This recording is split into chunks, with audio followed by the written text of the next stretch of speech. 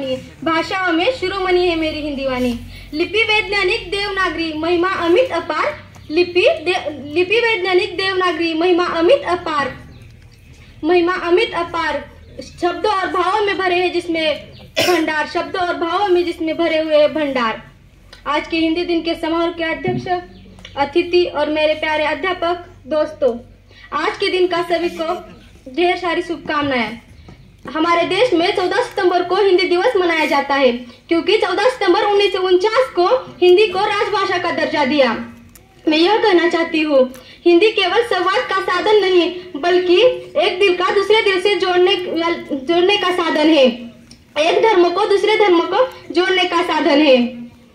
भारत माँ की शान है हिंदी, हम सभी का अभिमान है हिंदी, जन जन की भाषा है हिंदी, भारत की आशा है हिंदी, भारत की आशा है हिंदी। हिंदी साहित्य में प्रेमचंद्र को हिंदी साहित्य का बादशाह माना जाता है।